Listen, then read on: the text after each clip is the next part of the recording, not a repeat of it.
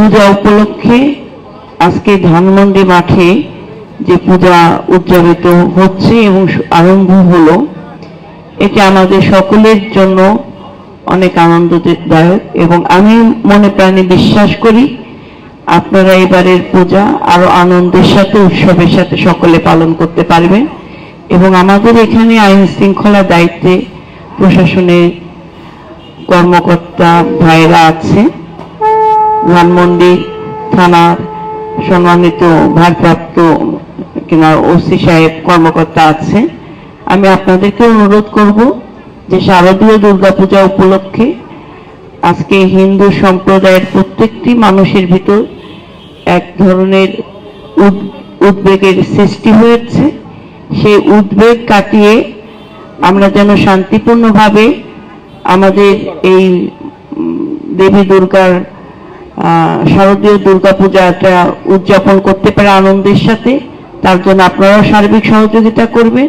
একটি রাজনৈতিক দলের দায়িত্ব থেকে আমাদের যতটুকু সাহায্য করার দরকার, সহযোগিতা করার দরকার, আমরা বাংলাদেশের প্রত্যেকটি পূজা মণ্ডপে আমরা সচেষ্ট আছি এবং আমরা আমাদের আইন শৃঙ্খলা বাহিনীদের সাথে আমরাও আমাদের দলের পক্ষ থেকে নিরাপত্তা কমিটি গঠন করেছি এবং সার্বিক নিরাপত্তার জন্য আমরা সার্বক্ষণিক আছি।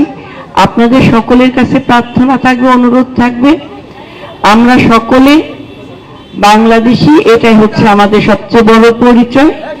আমরা হিন্দু সম্প্রদায় এবং আমরা বাংলাদেশি, আমরা বাংলাদেশি নাগরিক।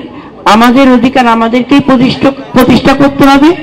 আমাদের অধিকার প্রতিষ্ঠা করার জন্য সর্বপ্রথম আমাদেরকে আওয়াজ তুলতে হবে।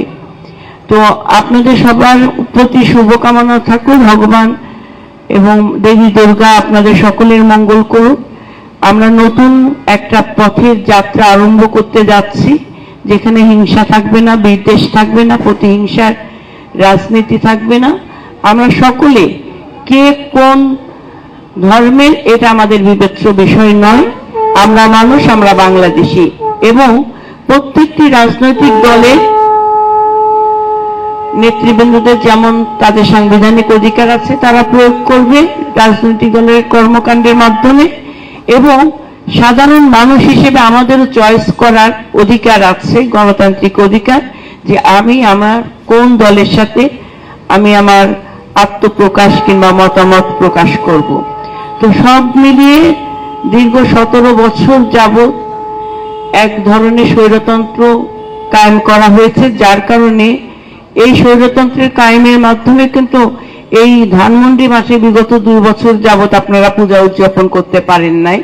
তো এবার দাদা যখন বলেছিলেন যে আমরা ধানমন্ডি মাঠে করতে চাই, আপনাদের সহযোগিতা চাই, আমরা বিএনপির পক্ষ থেকে সর্বোচ্চ সহযোগিতা করেছি এবং আইন শৃঙ্খলা বাহিনীর পক্ষ থেকে সহযোগিতার মাধ্যমে আজকে যতটুকু আয়োজনের মধ্যে আপনারা করছেন এটা আপনাদের অধিকার আপনারা প্রতিষ্ঠিত করে নিয়েছেন। এইভাবে আমরা এগিয়ে যাব শান্তির পথে আগামীর বাংলাদেশ। সবাই ভালো থাকবেন, নমস্কার। অনেক ধন্যবাদ দিদি।